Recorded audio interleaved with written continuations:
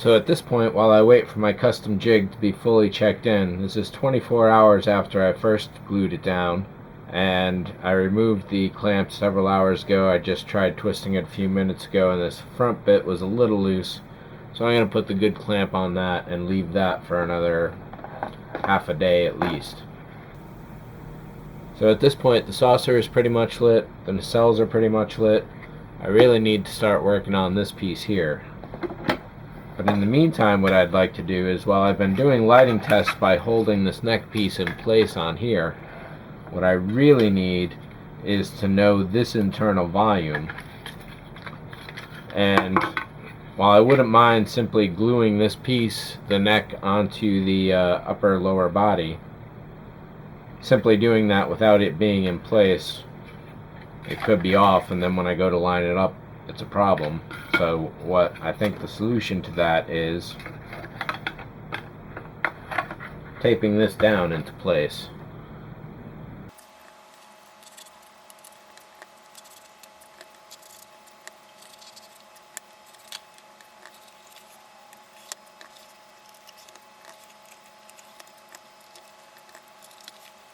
Now with the neck firmly in place on the actual saucer, we've got the proper width so we can see. Let me feed these back into itself. Get those out of the way.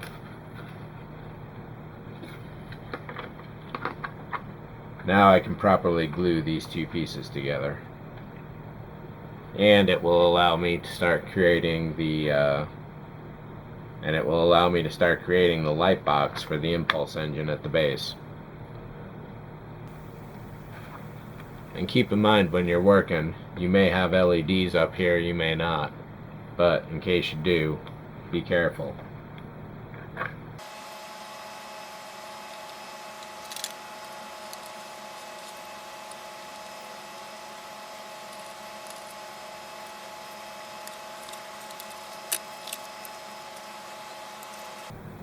Since I'm using super glue to help minimize any possible crazing, I need to keep this upside down so that the fumes escape into open air. That should minimize the crazing. What happens is the fumes get caught underneath the plastic. That's when you get it. However, because these parts are coated in Rust-Oleum's frosted glass, the glue should interact with that and not the actual plastic, and still have a really good secure bond. Otherwise, what I would do is place this upside down and put pressure from the base.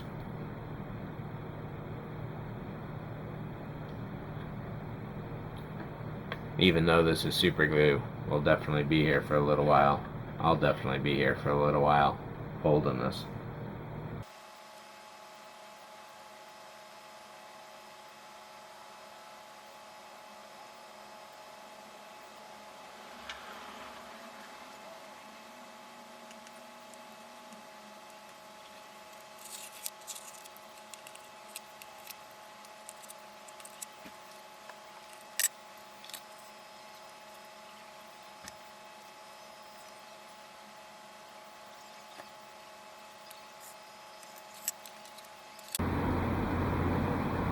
Unfortunately, on this segment here, it kind of got crushed. This is where the two strips of styrene met up, and rather than reinforcing them as I should, I just put them end to end, and due to the pressure, they snapped at one point and wound up destroying this segment. So what we're going to do is figure out how to fix that in place without burning the model, melting it, and not shorting everything else out either. So here we are with power. I mean, you could live with it essentially. Those windows, maybe they're half light, maybe they're blacked out completely. Nevertheless, let's fix this puppy. First thing I need to do, and you can use a normal scissors for this, snips or whatever. I just happen to have this handy and I like to cut with it. So we'll slide that behind. See, we'll slide that behind the LED tape and snip. There is a cut line right here in the middle. So there is a cut line right here in the middle. I'm cutting on the inside of this dead segment. Same with this guy as well. So there we go. Let's throw this one out. I imagine it might go best in the recycle bin or an electronics recycling program. If your neighborhood has an electronic recycling program, then that is definitely the place for dead LEDs to go. Now, because of the angles involved, this could actually be a little tricky to solder in place, but nevertheless, I want to give it a go. So in this case, the LED strip is not labeled positive or negative. I believe that if the R is upside down, then positive is on top. And further complicating that, no. So yes, that's not necessarily the case for all LED tape. And why isn't it powered up anymore?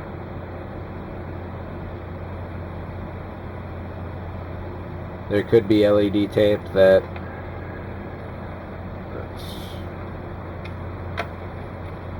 let's do this properly. So I am thinking negative is on top in this case with the letter R there. And next up, I want to trim this so the copper points are flush with the edge. No white space beyond that, just pure copper and then edge. Now let's test this little guy and figure out which is positive, which is negative.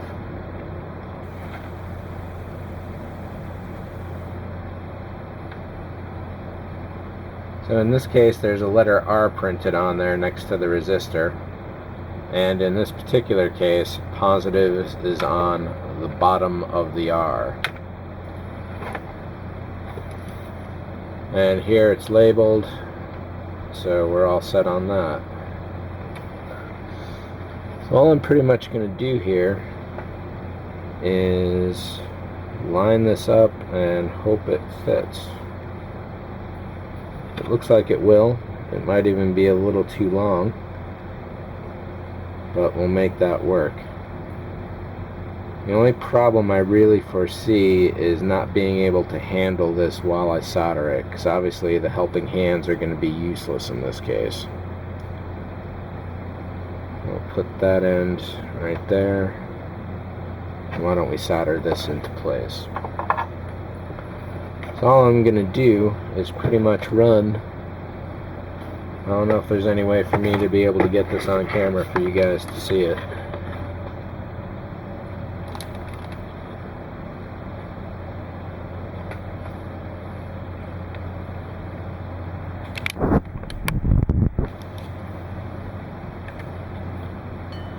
Nevertheless, we'll give it a try.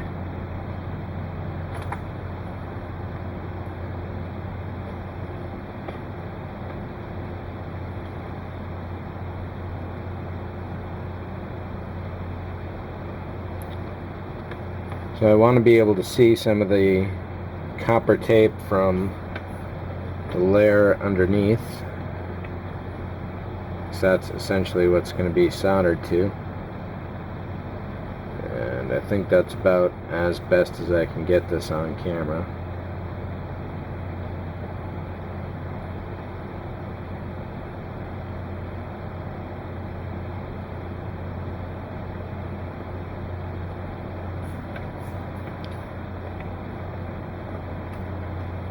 Close, but not quite.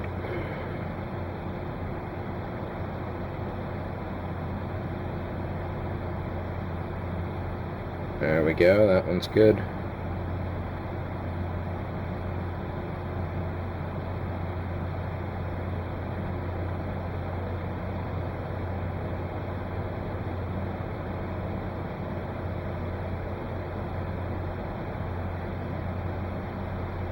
And that one should be good.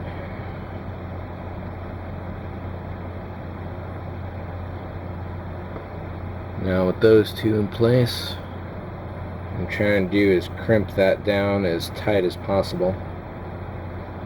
Because if there's a gap in between the surfaces, it's really not going to stick too well at all.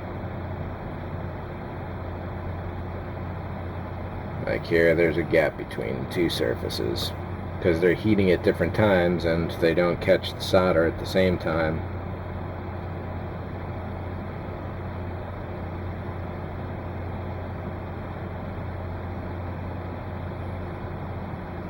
Ow. Yeah, it's hot too. Watch out for that. Let's get a fresh blob of solder on the iron.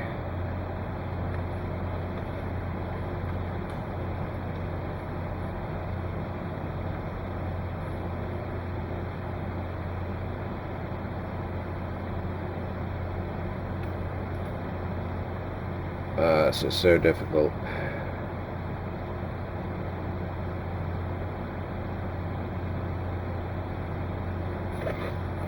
I simply can't get a bead of solder onto that lower copper piece.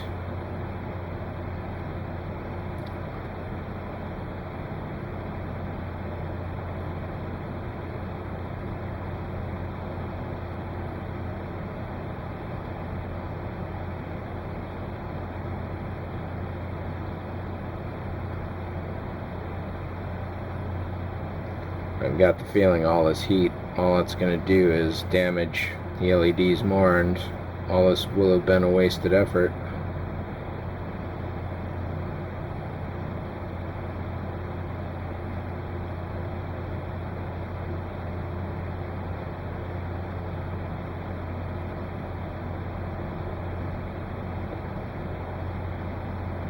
I just can't get the solder to blob far enough over.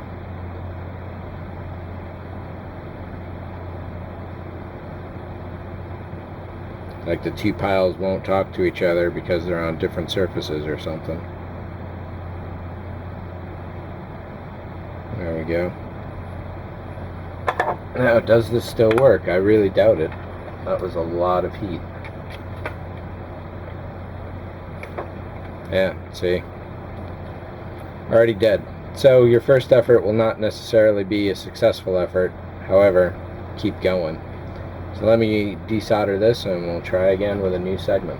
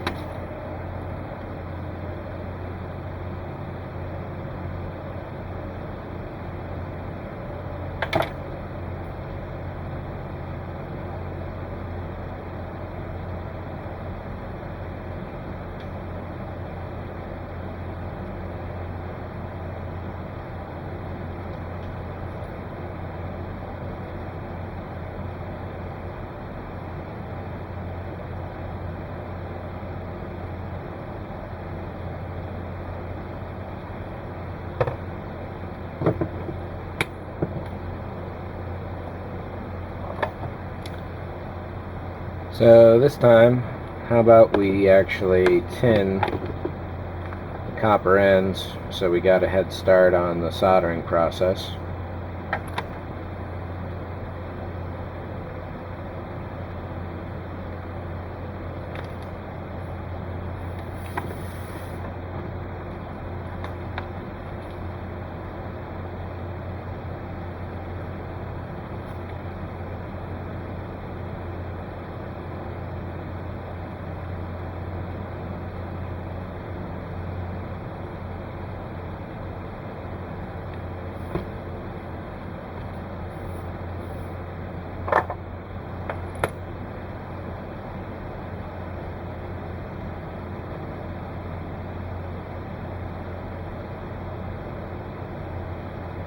Now we try again.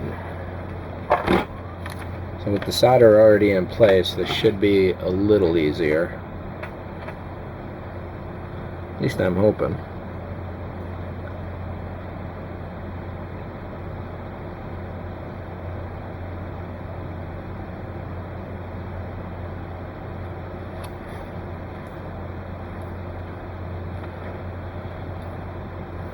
Now the real trouble is being able to hold things down.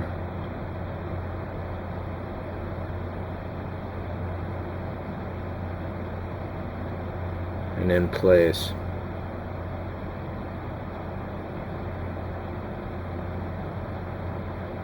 This is why you don't want to use too much solder, because essentially you wind up with this big blob that's nearly impossible to heat up.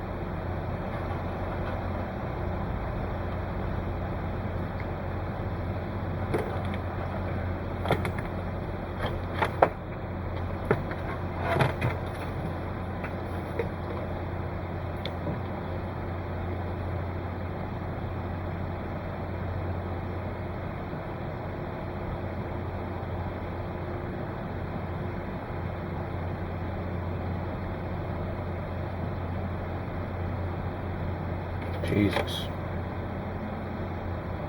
This is turning into a huge mess again. Let's try one more time. Get rid of a lot of that.